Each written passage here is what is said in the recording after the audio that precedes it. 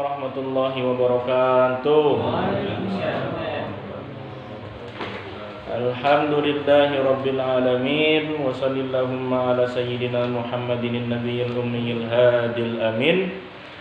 Wa ala alihi at-tayyibin at-tahirin al-mutahharin wa ba'd. Allahumma ja'al majalisana majalisa Rasulillah sallallahu alaihi wasallam.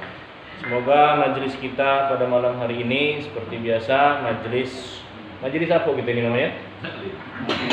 Majelis Mushola Anwar Sadat. Enggak? Majelis Mushola Ar-Rahman seperti majelisnya Rasulullah sallallahu alaihi wasallam. Ini acara kajian rutin.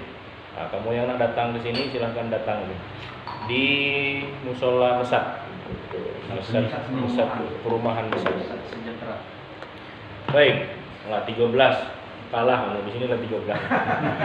Kita lanjutkan kajian kita pada bab kemarin kita bahas tentang syarat apa kemarin? Syarat wajib sholat. Jadi seseorang baru dikatakan dia itu wajib sholat ketika dia sudah mempunyai 3 syarat: Islam, baligh, dan berakal. Kemudian juga kemarin ada sholawat yang masnunah. Maksudnya masnunah adalah sholat yang disunnahkan untuk diadakan secara berjamaah, yaitu sholat Idul Fitri dan Idul Adha. Kemudian sholat gerhana matahari dan gerhana bulan. Kemudian juga sholat istisqa, sholat minta hujan. Ada sholat istisqa, nanti juga ada sholat sunnah setelah turun air hujan. Jadi sebelum turun hujan sholat istisqa namanya. Setelah air hujan turun ada juga sholat sunnah mensyukuri air hujan itu sudah turun. Jangan ketika hujan tidak turun baik kita sholat, kapan hujan nyala selesai lupa udah teringat lagi ya. Dan juga ada an-nawafil al-muakkadah, yaitu sholat nafilah. Sholat nafilah itu ya sholat sunnah yang statusnya muakkad, amat sangat ditekankan, yaitu sholat malam. Dan sholat malam ini sholat yang afdol setelah sholat fardu. Jadi yang paling afdol pastilah sholat fardu. Tapi setelah sholat fardu yang afdol selanjutnya adalah sholat malam. Kemudian sholat duha dan juga sholat tarawih. Hari ini kita akan bahas pada bab selanjutnya, yaitu pada bab syara'id sihhatus sholat. Syarat sahnya sholat. Bismillahirrahmanirrahim. Qala al-musannif rahimahullahu ta'ala nafa'anallahu bi'ulumihi fid dharaini amin. Imam Abi Suja mengatakan apa? Wa syara'itu sholati qabla dukhul fiha khamsatu asya.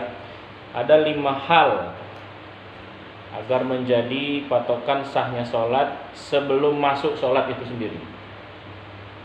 Jadi sebelum sholat itu ada 5 hal yang mesti diperhatikan agar sholatnya sah. Kalau ketinggalan salah satu ini maka sholatnya dikatakan tidak sah.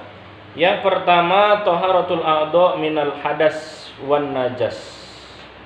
Sucinya anggota tubuh dari hadas ataupun dari najis. Dia tidak najis, tidak ada yang najis yang menempel di tubuhnya, tapi dalam keadaan hadas ya berarti tidak boleh sholat. Jadi tidak dalam keadaan hadas, juga tidak dalam keadaan najis. Itu yang pertama.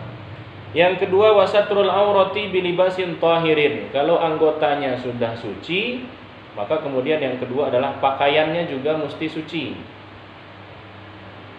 Pakaiannya, seluruh pakaiannya dari ujung sampai ke ujung semuanya harus suci. Kemudian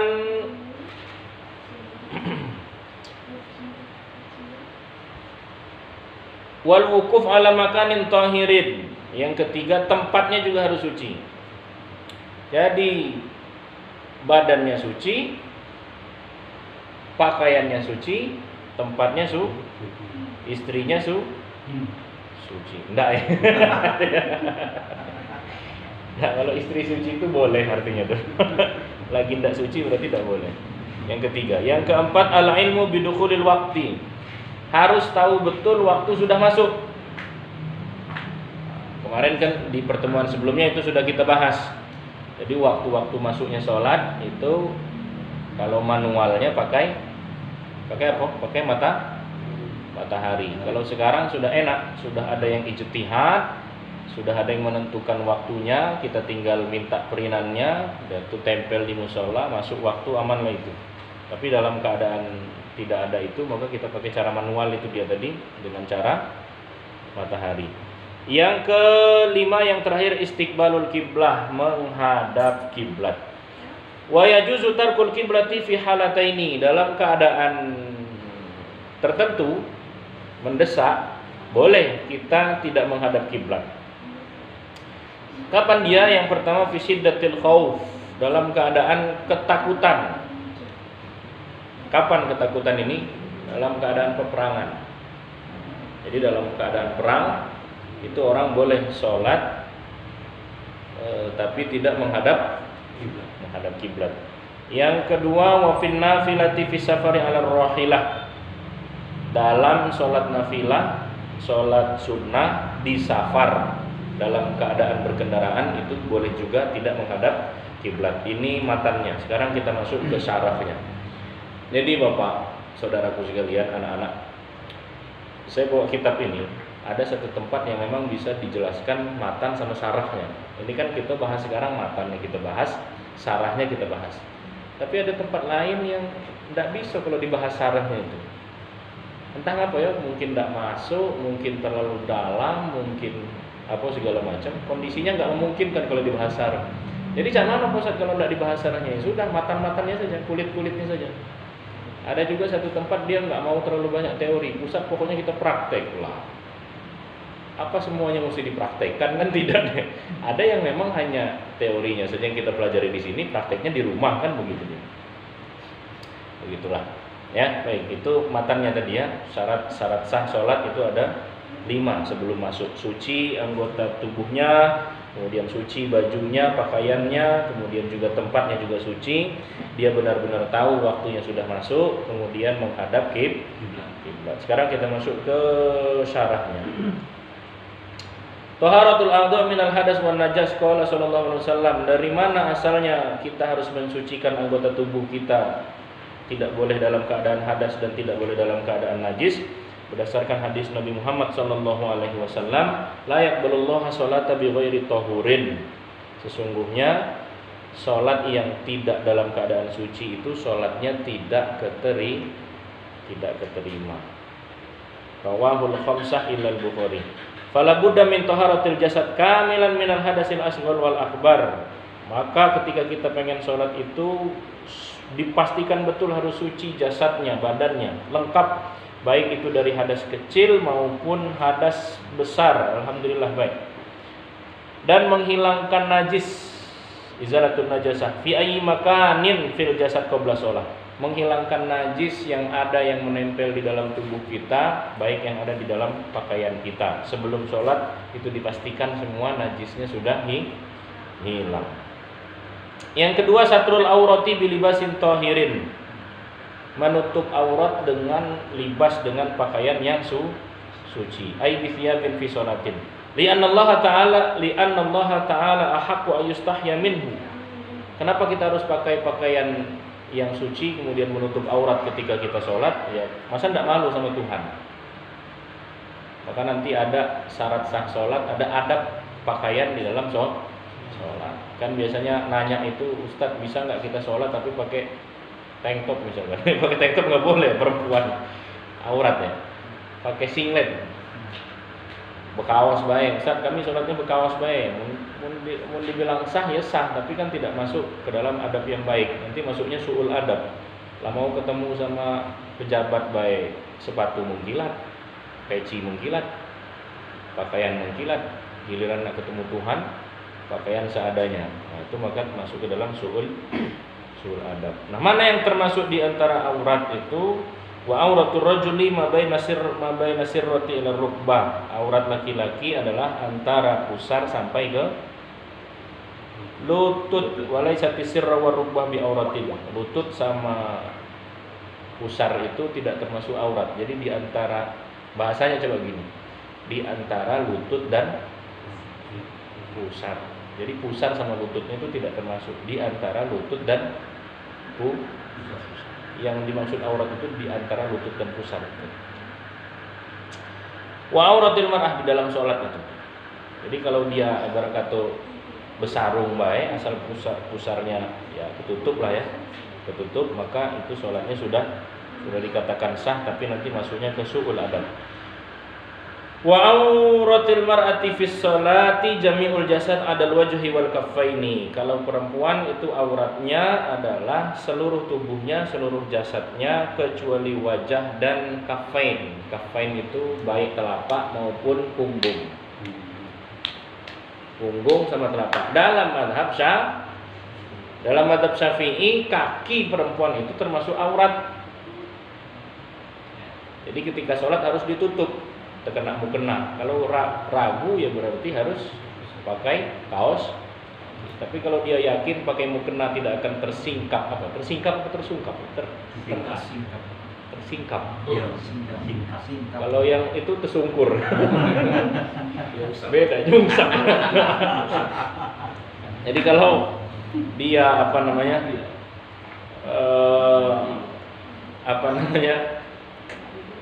kaki kalau dalam mazhab Syafi'i apa dia? Aurat. Tapi kalau dalam mazhab Hanafi itu tidak aurat. Makanya kalau di India itu kalau sholat pakaiannya begitu saja gitu. Kakinya tidak tertutup karena dalam mazhab Hanafi India kebanyakan ngambilnya Hanafi. Dalam mazhab Hanafi kaki bukanlah aurat begitu. Tapi tetap meskipun kaki bukan aurat ada batasnya juga sampai mata kaki. Kalau udah sampai ke paha, betis, sepakat empat mazhab kalau udah sampai ke betis dia masuknya hitungannya aurat. Maka kadang istri itu kan nanya pakai kaos kaki nggak nih? Ya kalau nyaman pakai ya pakai, kalau enggak yang penting selagi dia sampai di mata kaki tidak masuk aurat. Begitu ya. Kemudian yajibu 'alal mar'ati satrul qadami zahiran wa batinan li'annaha auratun. Dalam mazhab Syafi'i perempuan ketika sholat itu harus menutup kakinya baik bagian depan maupun bagian belakang, ketutup semua. Zahiran wa batinan. Yajibu satrul aurati bilibasin tahirin, dan menutup auratnya itu harus dengan libas yang harus dengan pakaian yang suci. Idza kasyafatil auratu athna as-shalah wastita'al musalli ayastaroha fawran sihhati shalah wa illa fabatalat. Dalam keadaan sholat kemudian aurat kita tersingkap. Misalkan biasanya wong gemuk bajunya kekecilan. Maka orang gemuk itu susah dong ya. Kalau pakai baju yang ukuran S, awak gemuk ukuran S. Enggak, misalkan ya M lah atau L lah, itu biasanya ketarik ke belakangnya itu. Atau baju kita sudah besar, mungkin angin terlalu besar sehingga ketika kita sholat aurat kita terbuka. Lalu apakah itu langsung semerta-merta membatalkan sholat? Kalau dia bisa langsung menutupnya ketika auratnya terbuka, maka sholatnya tidak batal. Terbuka, langsung dia tutup, tidak batal sholat. Tapi kalau terbuka dia biarin, biarlah terbuka lah sana, maka sholatnya wa illa fa tersingkap kelihatan. Ayolah kelihatan tersingkap. Banyak yang komen biasa. Nah, jadi aku ngajak ngobrol kamu sama ngajak ngobrol ini, kamu tidak boleh cemburu. Nah, kalau kata Kak Eko kan sambil menyelam minum air. Nah, wa illa nabatalat. Yang ketiga al-wuqufu ala makanin tahirin fala budda minas sholati fi makanin tahir.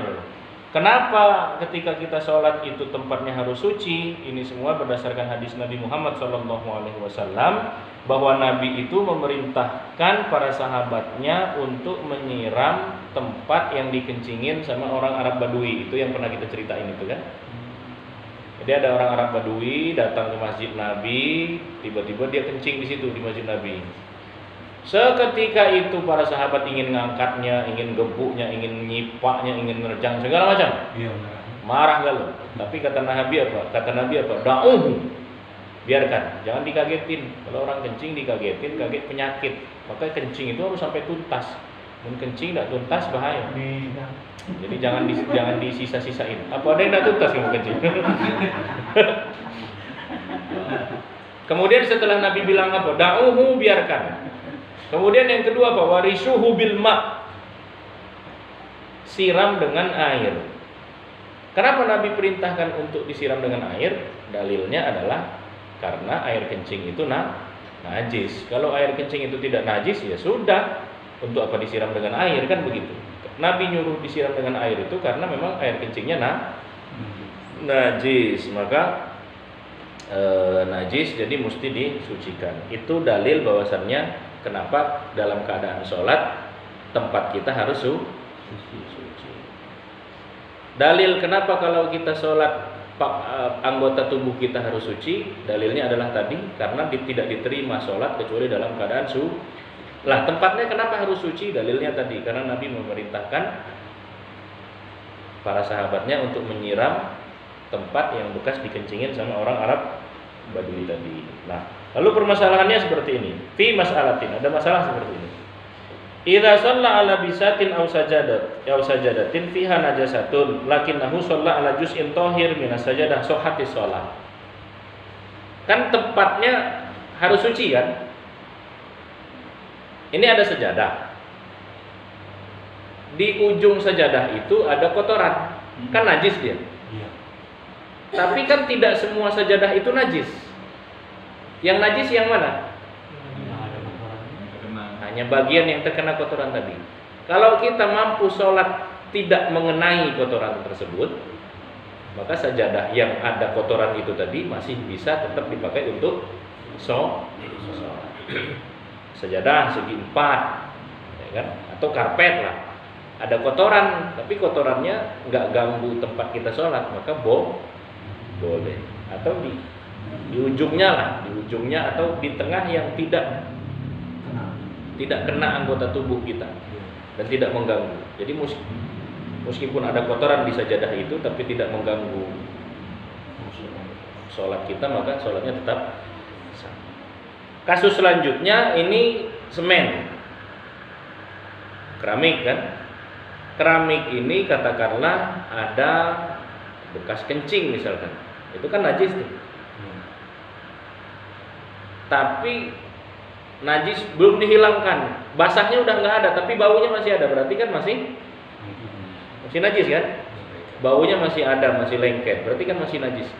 Kemudian kita sholat tapi kita gelar sejadah dan sejadah kita suci, maka boleh sholat di atas sejadah yang suci tadi meskipun di bawahnya tempatnya tadi najis. Tapi setelah sholat berarti sejadah kita ikutan kena najis. Begitu ya. Idza shalla, kemudian masalah selanjutnya. Wah, kamu tinggal 8 ini. Tadi 16. hilang timbul. Ada yang komen halalin aku dong pas siapa. Awak lah anak dulu. Ya, luar biasa memang dunia internet. Idza shalla wa wajada ba'da sholatin najasatin. Kalau kita sholat, kemudian setelah sholat udah selesai nih. Sholat udah selesai, tiba-tiba kita terjingok, apa celana kita, apa baju kita, apa mungkin apa nih jari-jari kita, tubuh kita, tiba-tiba kita dapati di celana kita najis gitu ya. Tapi setelah sholat, bagaimana kalau kasusnya seperti itu? Ba'da sholatin najasan fil makan awit tahu, kita udah selesai sholat, ternyata di tempat yang kita sholatin itu ada najisnya. Kita sudah selesai sholat, ternyata di pakaian yang kita pakai itu ada najisnya. Lalu bagaimana? Maka annaha kanat qabla al-faraq min as-shalah lazimahu i'adati shalah. Idza shalla wa wajada ba'da sholatin najasatun fil makani aw ihtamala annaha kanat qabla al-faraq. Nah, jadi setelah sholat kita menemukan sesuatu yang najis. Caranya nih San, sholat nggak selesai, baru ketahuan ada yang najis. Bagaimana caranya? Bagaimana kondisi seperti ini. Kalau kita yakin bahwa yang najis itu kita dapati sebelum sholat, maka sholat yang baru dilakukan mesti diulang. Wah, caknya najis ini sebelum sholat tadi lah nempel di sini di celana ini, yakin betul gitu, maka sholatnya diulang. Tapi kalau kita tidak yakin, caknya najis ini baru selesai sholat, baru sholatnya tidak mesti diulang. Jadi ada dua keadaan. Kalau dia yakin itu yang najis itu sebelum sholat, maka sholatnya diulang. Tapi kalau dia tidak yakin sebelum sholat dan dia rasa yang najis itu baru ada setelah sholat, maka sholatnya tidak mesti diulang. Begitu ya? Begitulah bunyinya. Amma law ihtamala an takuna najasati ba'dal faragh min as-salat fala ibrata biha. Yang ketiga. Yang keempat, yang najisnya memang kena kotoran. Yang najis memang yang kena kotoran Ustaz, tapi kalau baunya masih ada. Kalau bau masih ada, warnanya masih ada, berarti dia masih dikatakan najis. Najis itu hilang. Ini ada yang nanya. Pertanyaannya, baunya masih ada, kan kita bagaimana cara menghilangkan najis itu kan 3 ya. Kapan sesuatu yang najis itu dikatakan suci? Ketika 3 unsurnya itu benar-benar hilang. Apanya dia? Warnanya, kemudian baunya, kemudian rasa. Jadi sudah disiram air tapi kok masih bau, berarti masih najis. Sudah disiram air tapi kok warnanya masih belum berubah, berarti masih najis. Sudah disiram air tapi rasanya masih sama. Kalau masih itu rasanya masih, baunya masih. Ya, baik. Yang keempat, al-ilmu bidukhulil waqti. Syarat sah sholat yang keempat sebelum masuk itu adalah kita betul-betul tahu waktunya sudah masuk. Fa idza shalla qabla dukhulil waqti lazimahu al-ihadah. Udah tahu waktu belum masuk tapi maksud sholat, ya sholatnya aku udah tahan tak sholat subuh nunggu azan ngapa? Pulang ngantuk nian. Jadi nak sholat sekarang nih lah, udah diulang. Kenapa? Berdasarkan Al-Quran surat An-Nisa ayat 103, inna sholata kanat 'alal mu'minina kitaban mawquta.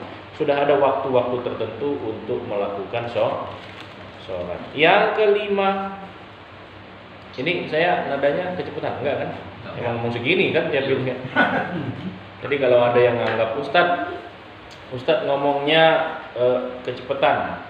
Bukan, saya bukan ngomong kecepatan, tapi otak Anda terlalu lambat. Oke, kita lanjutkan. Yang keempat. Iya, yang keempat tadi sudah ya. Tahu waktu masuk. Yang kelima, menghadap kiblat. Quran surat Al-Baqarah ayat ke-144.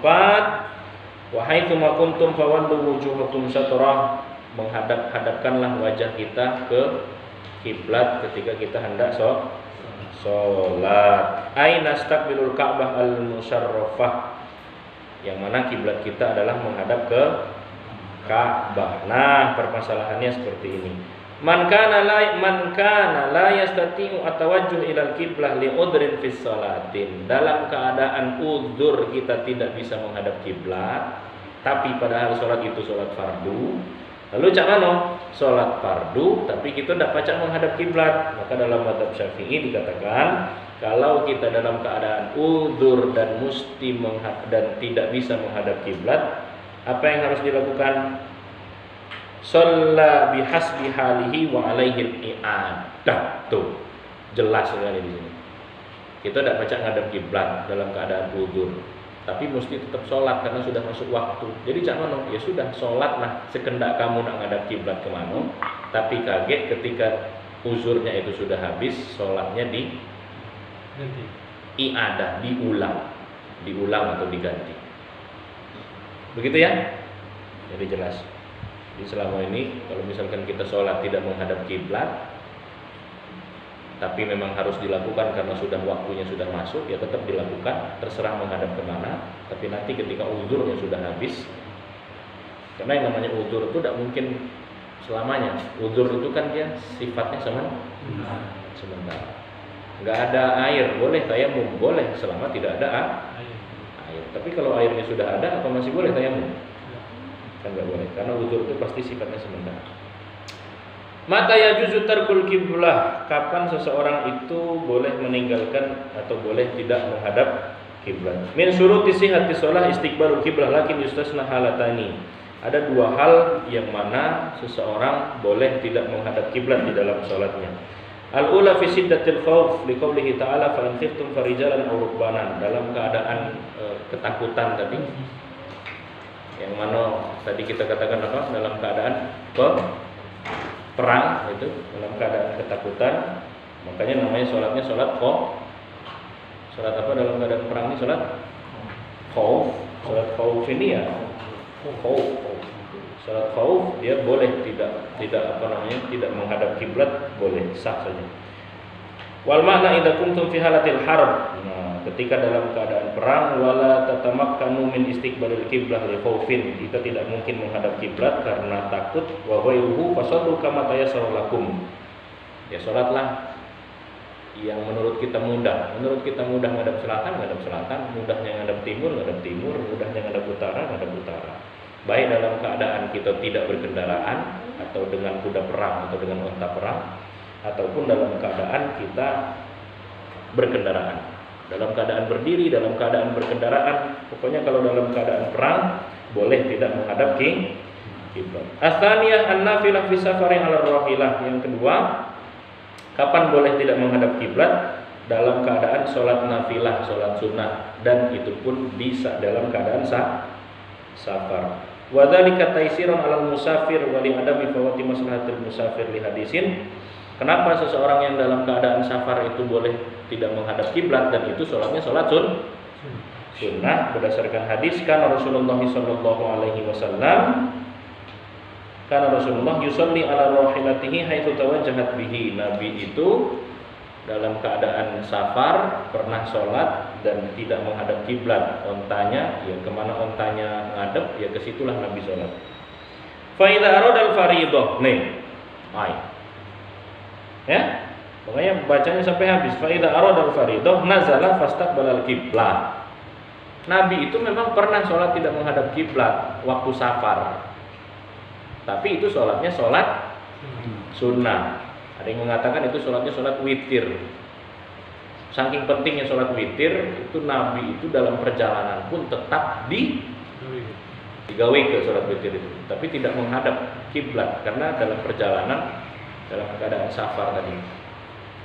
Fa idza arada al-fariidah nazala fastaqbala al-qiblah. Nah, Nabi kalau sholat sunnah memang tidak menghadap kiblat, tapi kalau pengen sholat fariidah itu berarti yang 5 itu subuh, zuhur, asar, maghrib, isya itu. Kalau pengen sholat fariidah, Nabi turun dari kendaraannya kemudian menghadap kiblat. Begitu ya? Baik. Idza wasala al-musafir asna as-shalah ila baladin wajaba alaihi istiqbalal kiblah war ruku' wasujud li zawali sabab wa huwa safar. Kalau kita dalam keadaan musafir, kan boleh tadi enggak ngadep kiblat kan? Dalam keadaan safar itu pun salat sunnah. Nah, kalau udah sampai ila wasalal musafir asna as-shalah ila baladin, kalau sudah sampai di balad, di tempat tujuan dia itu, maka ya tidak boleh lagi salat tidak menghadap kiblat. Rukuknya harus sempurna, sujudnya harus sempurna. Kenapa? Karena zawalus sabab, sababnya sudah hilang. Sebab yang menjadikan dia untuk tidak sempurna sujud dan rukuknya itu kan adalah safar. Safarnya sudah habis, berarti sudah tidak boleh lagi tidak menghadap kiblat. Begitu ya. Lanjut ya. Ini naik di 16:8. Kalau ada pertanyaan saya jawab, tapi kalau cuma sekedar Batam hadir, kadang absen dia.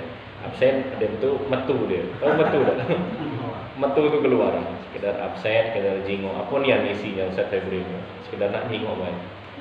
Tapi ngeri, live ini dia tidak tahu, aku tidak tahu yang datang itu siapa baik, kiai dari mana.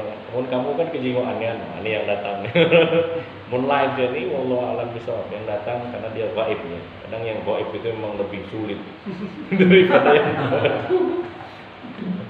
sekali ngelirik tiba-tiba Ustadz Abdul Somad menonton Anda gitu kan, wah,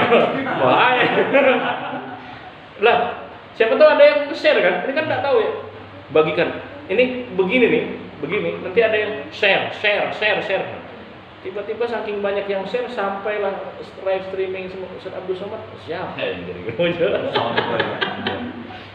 halu. Kita lanjutkan dulu, nanti baru terakhir kita apa namanya tanya jawab. Wis, kita habisin dulu galau-galau baru tanya jawab. Itu ya syarat sah sebelum masuk sholat. Sekarang arkanus sholat, masuk ke rukunnya. Wa arkanus sholat sama niyata asyara ruknan, 18 rukun sholat. Satu baik ketinggal tidak sah sholat. Ustaz marah. 18 tuh. Kok jadi 18 Ustaz? Selama ini 13. Tumak ninahnya di itu. Tumaninah ketika ruku, tumaninah ketika i'tidal, tumaninah ketika sujud, tumaninah ketika duduk di antara dua sujud. Kenapa jadi 18? Karena di sini ini kan Abu Suja yang nulis ini kan. Dalam kitab matan Abi Suja ini di sini ada nanti ada rukun ke-17. Apa rukun ke-17? Rukun ke-17-nya adalah wa niyatul khuruji minas sholati. Niat keluar sholat. Pertama niat. Yang kedua al-qiyamu ma'al qudrati, berdiri bagi yang mampu. Yang ketiga takbiratul ihram.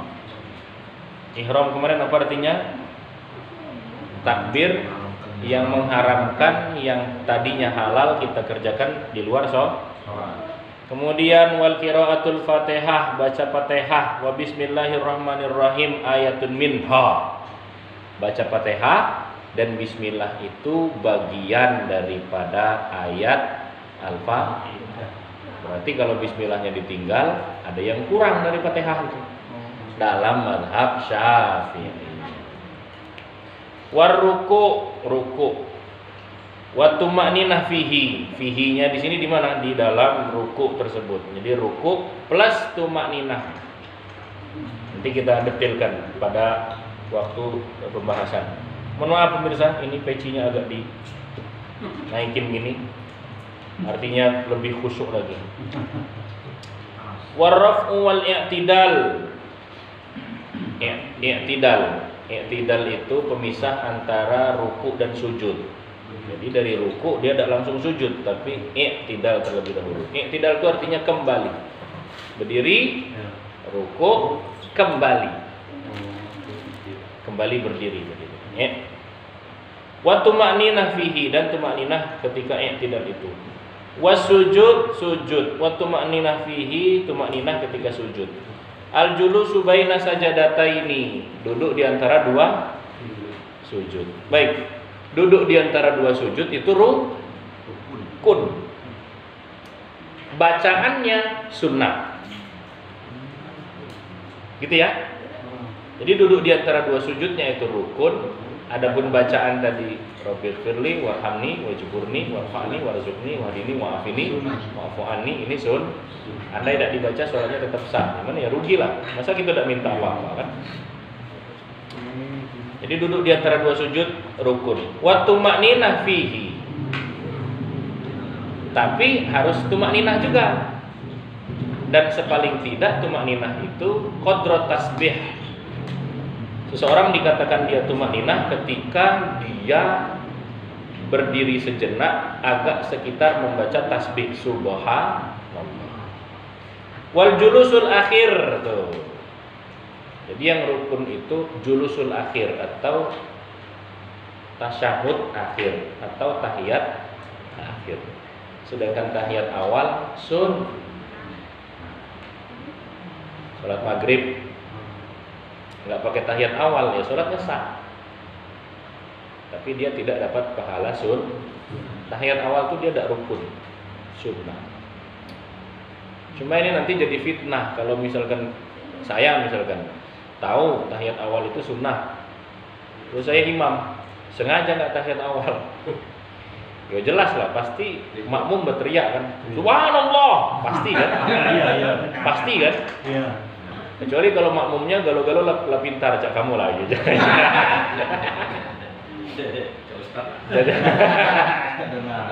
Dia makmum itu kalau dia ngerti tahiyat awal itu sunnah, kalau imam lupa tahiyat awal ya tidak usah teriak subhanallah, karena dia hukumnya sunnah.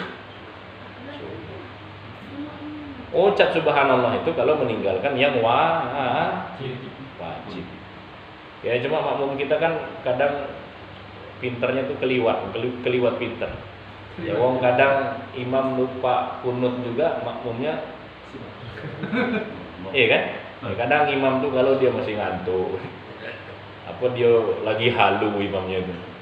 Jadi lupa kunut misalnya. Jadi tahiyat awal ini sunnah. Ya kalau imam lupa ya tidak sujud sahwi ya enggak. Kalau meninggalkan yang sunnah maka sujud sahwinya juga hukumnya Kalau meninggalkan yang fardu atau yang wajib maka kembali lagi. Apa yang ketinggalan? Yang rukun, ya ulang.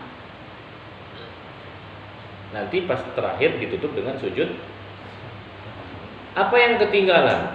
Salat sunnah, salamnya 2. Wa niyatul khuruj minas shalah. Nah, ini yang kita bahas tadi, niat keluar. Ini mutlak atau murni pendapat independennya daripada aku pindah dong. Ngontrol. Lah berapa sejam loh.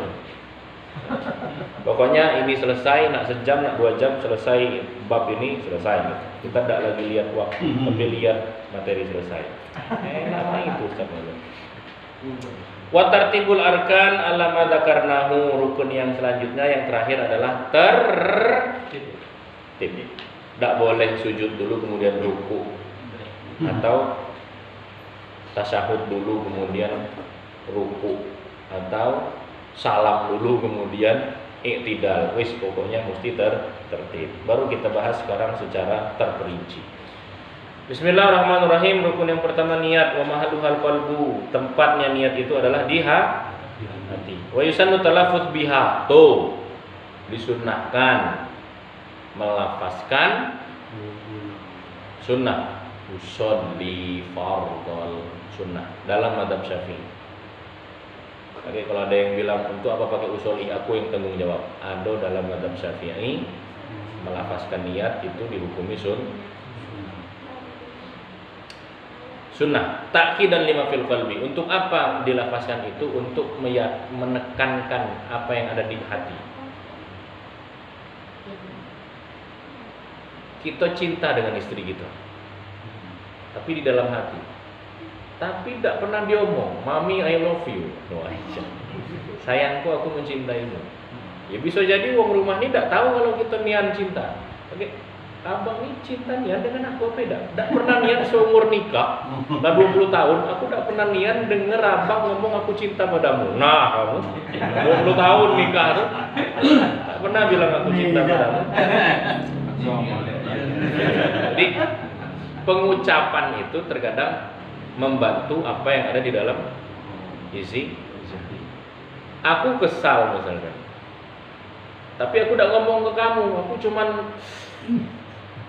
tidak tahulah kamu apa aku tuh kesal, apa aku tuh nahan mising, apa aku tuh kan banyak kan ya. Iya. Maka harus diungkapkan. Tahu tidak kau kesalnya aku ini nah. Beda itu contoh. Jadi di lafaz wa qasda ta'inuha min as-subhi aw az-zuhri aw ghairuhu wa in kana salatun naflan mutlaqan wajib al-qasdu faqat. Nah, jadi ada yang ta'yin, ada yang tidak dita'yin. Ta'yin itu untuk salat fardu. Kalau salat fardu niatnya mesti dita'yin. Saya niat salat. Salat apa? Zuhur. Saya niat salat. Salat apa? Asar. Itu kalau salat fardu harus ada ta'yinnya. Tapi kalau sholat sunnah nggak disebutkan sholatnya, saya niat sholat dan boleh sah. Itu bedanya sholat sunnah dengan sholat fardu. Saya pengen sholat sunnah mutlak, nggak disebutkan sholat sunnahnya jenisnya apa, yang penting sholat sunnah. Saya niat sholat sunnah, terserah. Beda dengan sholat fard. Idza akhta'a fi talaffuz bin niyatika engkau sudah niatu sholatul asri wa panjang. Yang kita ucap itu tidak sama dengan yang ada di dalam hati. Mana yang terhitung? Yang di hati. Kamu di dalam hati niatnya sholat zuhur, tapi kapan terucap usolli fardhul asri, tapi di dalam hati sholat zuhur, maka yang masuk hitungan adalah sholat zuhur, gitu ya. Pengalaman.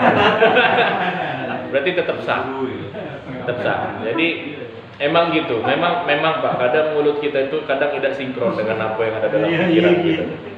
Kita tuh kadang nak ngomong apa, yang terucap apa. Itu kadang berarti ada tidak sinkron gitu. Tipu. Gitu ya. Jadi kalau salah pengucapan tapi di dalam hatinya benar, maka yang terhitung adalah yang di dalam hati. Rukun yang kedua al-qiyamu ma'al qudrah, berdiri dalam keadaan mampu. Wa dzalika fi sholatil fardi, dan itu pun berdiri itu termasuk rukun dalam sholat pada sholat fard. Fala yusalli jalisan ilal marid, tidak boleh sholat dalam keadaan duduk kecuali bagi yang sakit. Alladzi la yastati'ul qiyam, kalau sakit tidak bisa berdiri, tidak baca dipaksa. Apa kata Nabi? Sholli qa'iman, sholatlah dalam keadaan berdiri.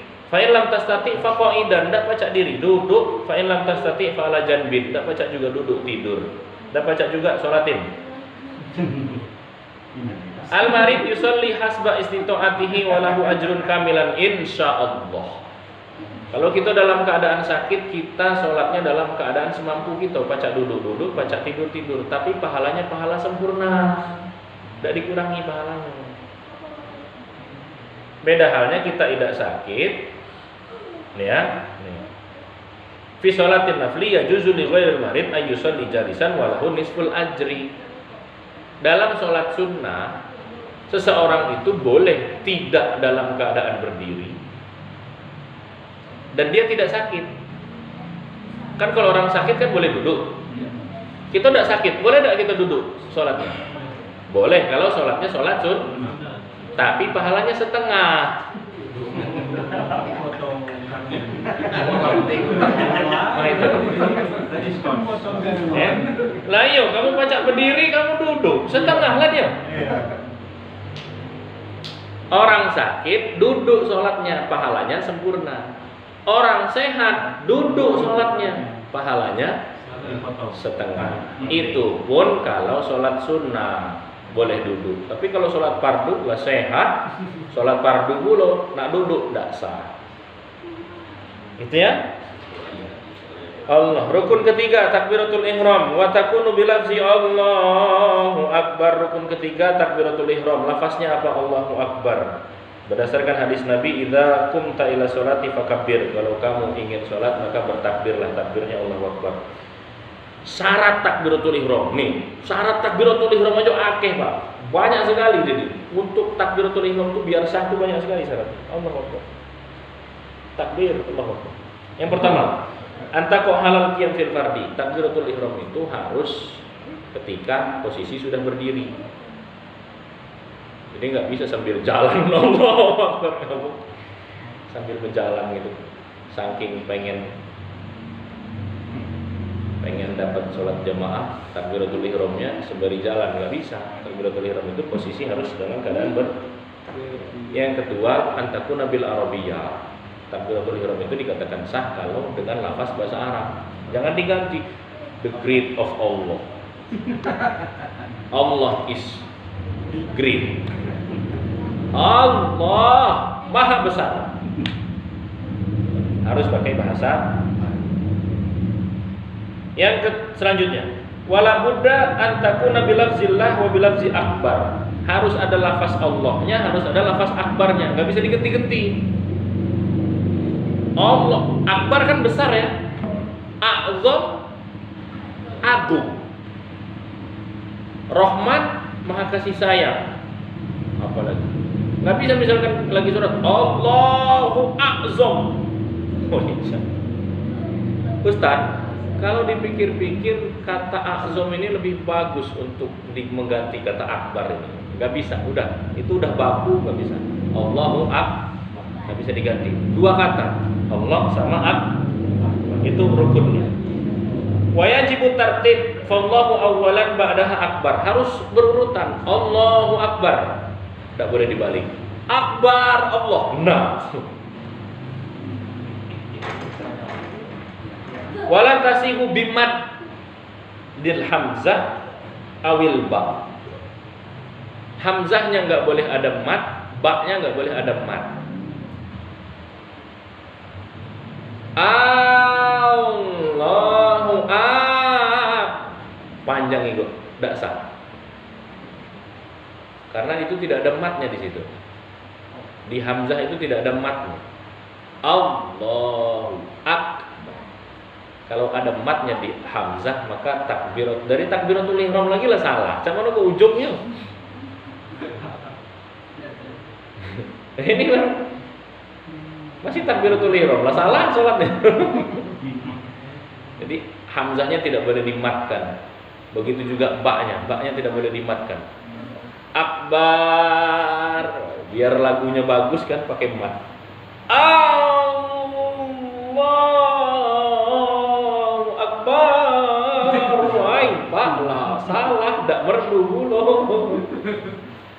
Tidak boleh pakai mat. Wala tasdidil ba, tidak juga boleh ada tasdidnya. Itu kan tidak ada tasdidnya. Allahu Akbar. Wes, biasa baik. Ba-nya enggak boleh ditasdidkan. Au ziyadati harfil wa bainahuma. Tuh. Tidak boleh ada penambahan huruf di antara keduanya. Contohnya ada huruf waw di tengah akbar. Allahu Akbar. Wa imam dulu dari takbiratul ihram lagi lah tidak sah, macet ya. Ada nggak huruf waw-nya di tengah-tengah? Ada kata Allahu Akbar. Jangan ditambah Allahu Akbar. Karena artinya nanti berubah. Kalau ada waw-nya berarti Allah dialah yang maha besar. Tidak perlu dikasih tahu dialah yang maha besar, ya sudah pasti yang maha besar itu adalah Allah. Jadi ada huruf waw di tengah-tengah Allah sama akbar itu merubah arti dan ini fatal, maka tidak sah. Au qabla lafzil jalalah, wawnya tidak boleh di tengah, juga tidak boleh di depan. Wallahu akbar, tidak boleh. Tidak boleh di tengah, juga tidak boleh di depan. Wa ada musuk tahtawilah baina kalimat ini, tidak boleh berhenti yang lama antara dua kalimat. Allah Akbar.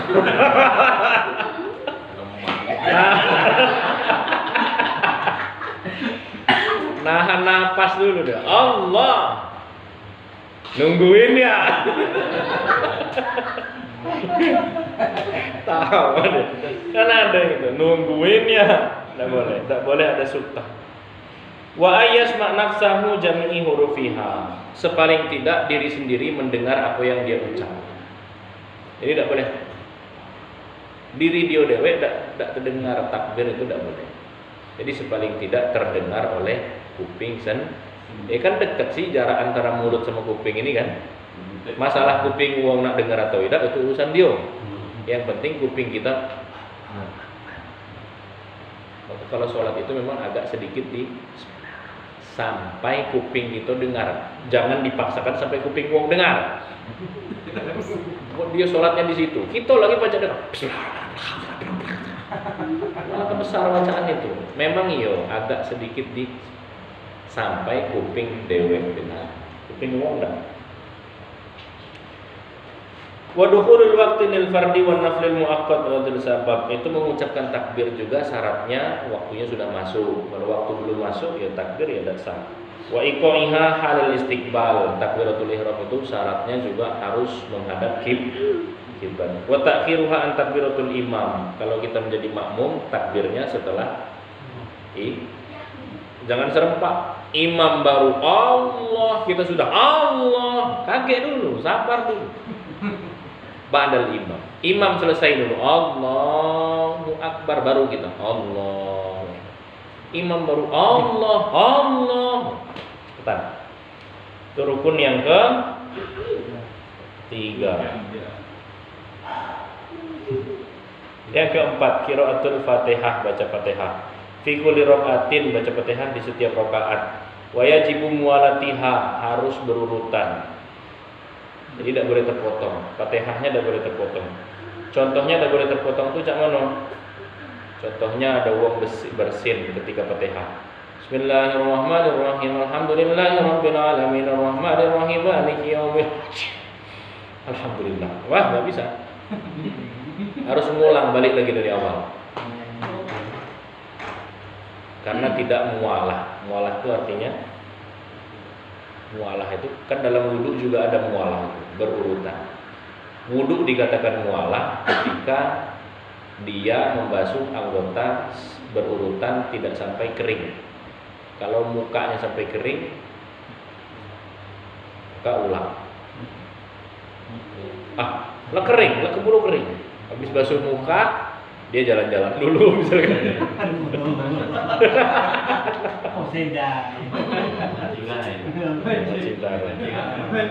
Gitu ya, Fatihah. Yajibu muwalatuna bi an tatasir kalimatiha bi ba'din min ghairi faslin, tidak boleh ada fasalnya, tidak boleh ada pemisahnya. Falau sabbaha au atisa fahamidallahu ta'ala qata'aha wa alaihi i'adah. Itu dia tadi, kalau kepotong tidak bersambung maka harus diulang. Wa hiya sab'u ayatin, Fatihah itu 7 ayat, wal basmalah ayatun minha. Bismillah bagian daripada Fatihah. Ya jaharu biha fi mawadi'il jahri wa yusirru biha fi mawadi'is sirri. Fatihah itu bismillah itu dijaharkan kalau dia sholat jahar, kalau dia sholat sir maka dibaca sir. Hadis Nabi kana yajharu fil maktubah bismillahirrahmanirrahim. Kenapa mazhab Syafi'i itu bismillahnya dijaharkan? Karena ada hadis Nabi yang menyebutkan bahwa Nabi itu kalau sholat maktubah maka Nabi bismillahnya jahar. Bismillahirrahmanirrahim. Rukun yang kelima ar-ruku'. Wa akmalul ruku' taswiyatuz zuhri wal unuki. Ruku' yang sempurna itu adalah ketika punggung dan unuk tuh ini unuk. Apa unuk? Itu sejajar. Ya, sejajar. Kalau mau tahu secara detail, tengok yang Ustadz Adi Hidayat itu pasnya. Ada Ustadz Adi Hidayat sama artis siapa tuh yang disuruh maju tuh. Aja itulah ruku itu. Jadi lurus, ibarat kata kalau diletakkan sesuatu di punggungnya itu tidak jatuh. Taruh ini di punggungnya itu, kalau jatuh berarti dia tidak simetris. Simetris, lurus. Wis, saya yakin betul kamu rukuknya wis. Nah, mungkinlah sejam lebih, tinggal belimu. Ini tadi 18. Belimu. Kamu enggak baca balik. Mun kamu baca balik. Mungkin kalau kamu cak di dunia maya nanti keempat. Mencak di dunia maya mungkin baca balik lagi datang lagi gitu. Awe, sabar ya, masih yang kelima nih. Itu agak ini dikit. Yang keenam, tumakninah fil ruku'. Tumakninah itu sepaling tidak bacaannya subhanallah. Yang ketujuh al-i'tidal. I'tidal itu apa tadi? Pemisah antara ruku' dan sujud. Yang kedelapan tumakninah ketika i'tidal. Yang kesembilan, sujud 2 kali di setiap rakaat. Dan anggota tubuh yang mesti nempel ketika sujud itu ada 7. Ada 7. Hadis Nabi Saikhoni artinya Bukhari dan Muslim, umirtu an asjuda ala sab'ati a'dha ardi. Ketika sujud itu jidat harus kecuali ada sesuatu yang menutupi tapi sifatnya tidak tebal, katakanlah serban. Serban itu kan dia kain yang tipis itu kan menghalangi jidat dari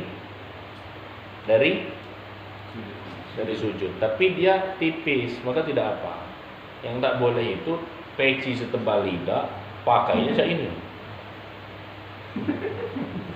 Ini kan menghalangi anggota sujud. Tidak. Sama duduk di antara dua. Salamnya adalah assalamu alaikum.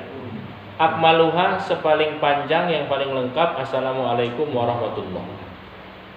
Kalau ditambahkan wabarakatuh dalam mazhab Maliki, entah Maliki, entah Hanafi, entah Hambali. Nah, kalau tidak salah Maliki. Pernah kita baca Maliki. Jadi kalau kita dalam mazhab Syafi'i tidak ada tambahan wa barokah.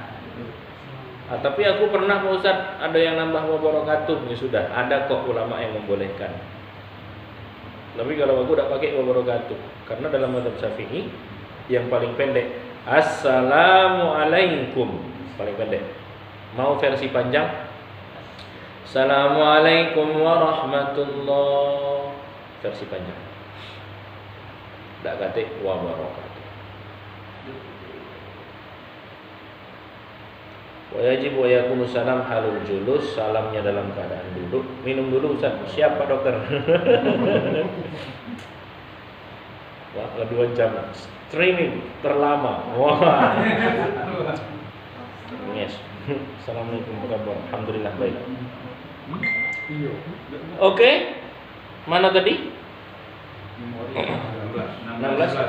17 niatul khuruj, niat keluar. Itu dia tadi sudah ya. Ini tidak muktamad. Artinya tidak semua ulama mazhab Syafi'i sependapat demikian. Yang ke-18 tartibul arkan ala madzakarna husabiqon wala yustasna ila takbiratul ihram takunu ma'niyah. Pokoknya rukun kita yang 18 tadi harus dilakukan secara tertib, tidak boleh niat dilakukan secara beracak-acak. Ya. Kenapa demikian? Karena dalam prakteknya Rasulullah tidak pernah sujud dulu kemudian ruku, tidak pernah salam dulu kemudian iktidal. Urutannya itu sudah menjadi urutan yang baku, tidak dapat dirubah-rubah. Begitulah materi kita pada malam hari ini. Saksikan terus kajian fikih Matan Abi Suja yang sekarang sudah sampai pada bab syarat sah sholat. Insya Allah minggu depan akan kita lanjutkan sunnah-sunnah sholat. Saksikan terus insya Allah setiap hari Selasa, minggu pertama dan minggu ketiga. Kalau ada minggu kelima gimana?